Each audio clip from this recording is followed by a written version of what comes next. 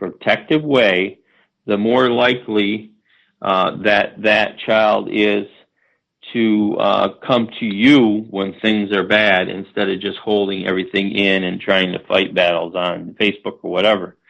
Just tell your kids, if somebody's harassing you on Facebook, let me know. Let me deal with it.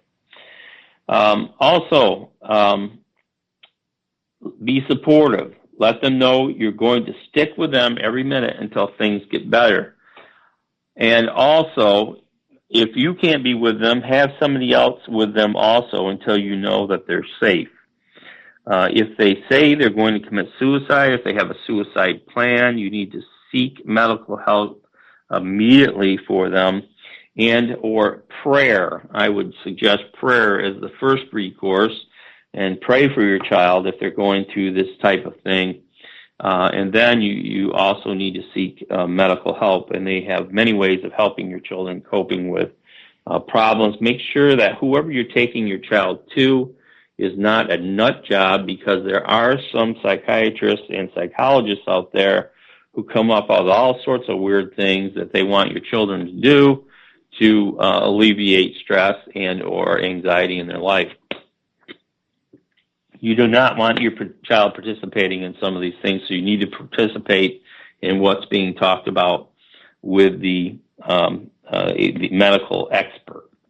Again, some of them are not acting in your child's best interest when they're dealing with your child. Don't overparent. Here we get back to checking your Facebook page. But if you demand 24/7 access to his or her online activity life, then your child won't feel comfortable confiding in you because there's nothing to share, because you're into all their business. You need to give your child some space and let them work out things. But again, if you see things that they're involved in that are harmful, you need to, curtail those types of activity.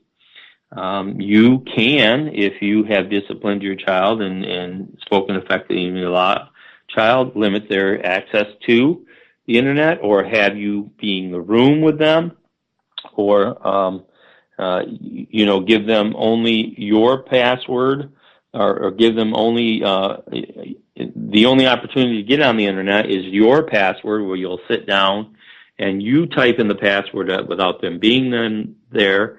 Let them get in and do their thing on the social media, then limit their time, and then have them log off without their being able to get back on until the next time they're allowed to do so. You can regulate it like that.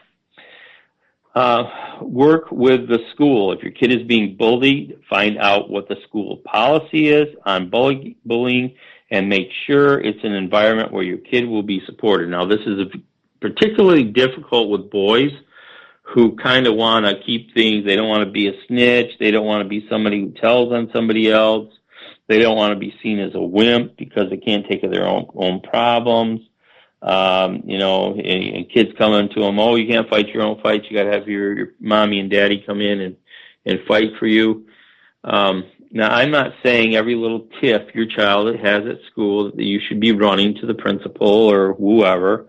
But when you find a problem rises to a level of, number one, physical violence, which is against the law, you do have the right, parents, not to go to the school and to call the police directly, which I would recommend that you do, because many times dealing with police and social service organizations, they deal with things away from police involvement, and nothing is ever done. So you need to, if you take it to be that serious, call the police yourself, file a report, make sure that everybody is aware of what's going on. I think it's a better way to handle things than to just allow things to go. Okay, again, if your child is extremely depressed or extremely in a really bad situation, you need to take the time to get them the help they need. And the first place I would seek that help is from the Lord Jesus Christ, and praying for them and helping them to understand what's going on. Next thing I'd like to bring to you is a story about a teen in Des Moines, Iowa, where I live.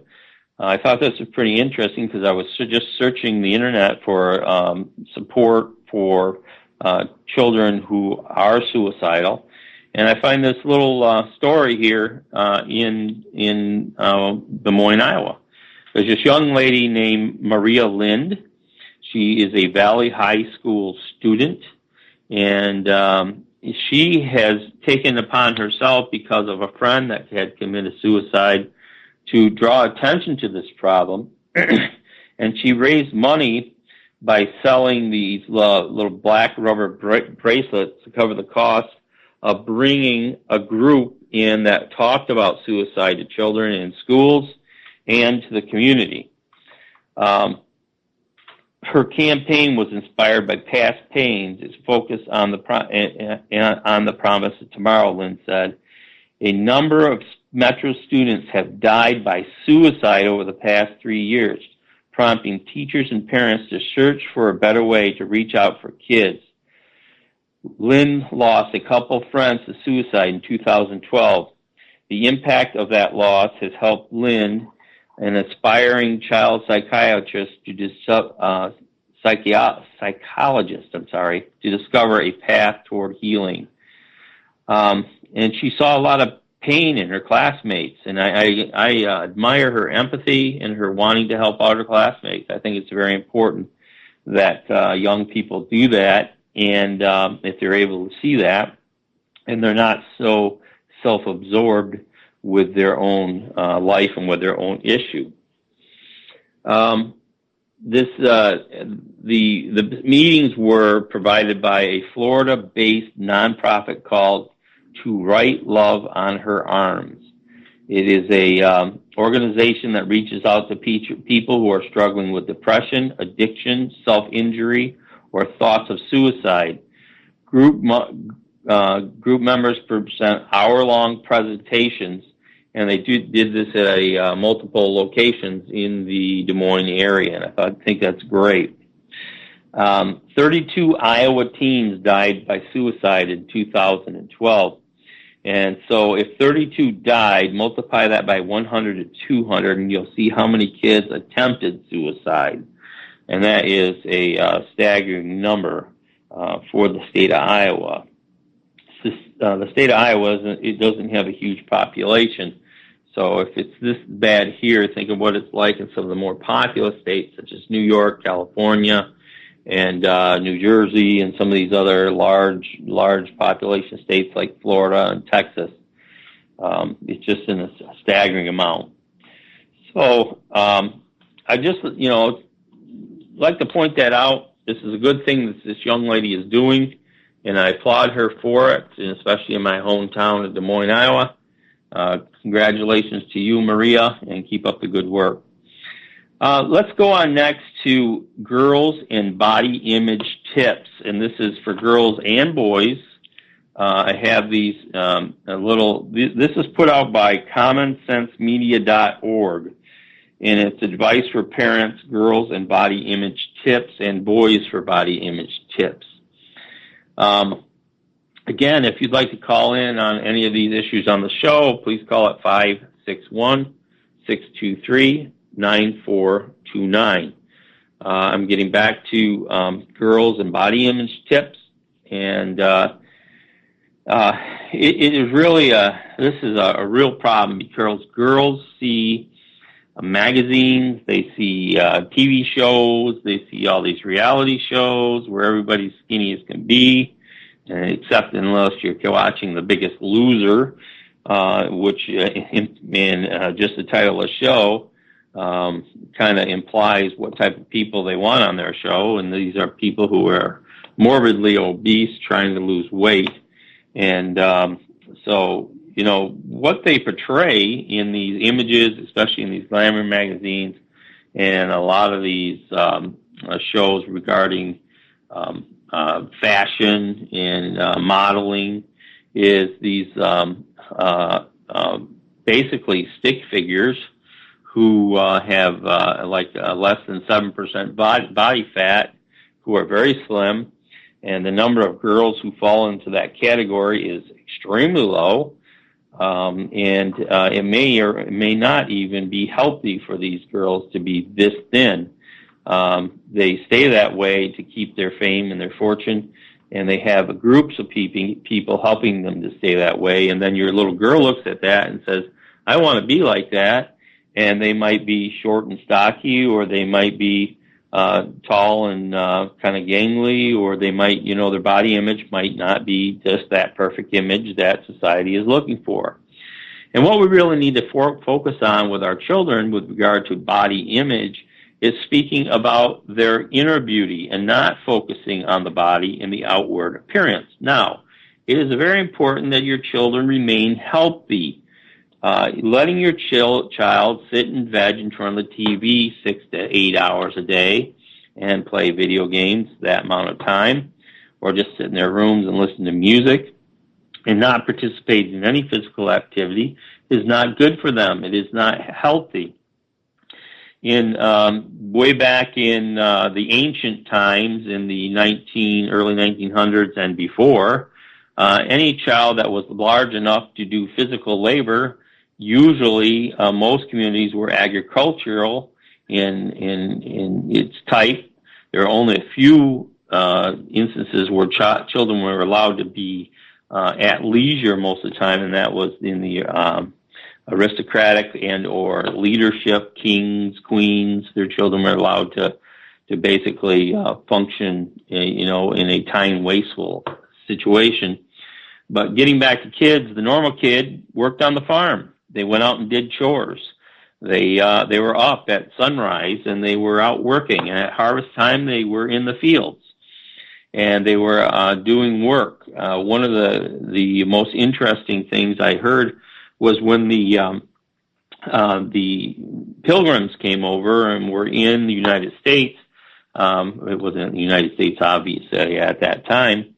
It was Indian land, but they tried to work out a process where there would be communal farms and that everybody would get paid the same amount based on whether or not they worked or not, or did hard work or not, didn't do hard work.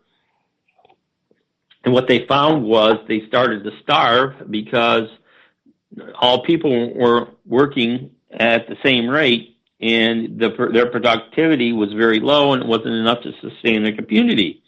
So people were dying. So they changed up their plan. They said, okay, you'll get paid based on the work that you do, and which is a capitalistic idea. And when they started doing that, all of a sudden the children were out working the fields, the women were out working the fields, the men were out working the fields, and the society prospered financially from that point on. But that little social experiment of socialism that is going on today in our societies didn't work. So we need to get our kids busy, working. As long as they're big enough to help around the house and around the yard and around your farm, if you have one, they need to be out there doing these types of things and getting busy and seeing their life as part of it, as working. And you need to instill that as soon as possible. Do not allow your children to sit around and do nothing. If you have a child over the age of 8, they should be doing their own laundry. I know that's a horrible thing to say, but they should be doing their own laundry. They can do it. They can turn it on the machine and then put soap in, wait for that to finish, put it in the dryer, wait for that to finish, and then fold their clothes and put them away. They should be able to do these things on their own. But getting back to girls and body image tips, we need to focus on that inner beauty that our children possess. Most children have things that they are good at. We need to nurture those things. If we see a child that's artistic, we need to nurture that artistic activity or athletic or whatever the case may be that your child is good at. Maybe they're just compassionate like Maria Lind and see the needs of other people in their school. You need to support that. Even bring it up. Give suggestions to your children to do and participate in things that help other people. As I said in past shows, we need to, as Christians and members of the body of Christ and persons in general, if you care about your fellow man, we need to be out meeting the needs of the poor, the weak, the sick, the naked, those in prison. We need to start doing those types of things. I used to visit people in prison when my children were young, And I would take my children right in with me into the visitation room and meet with people who are accused of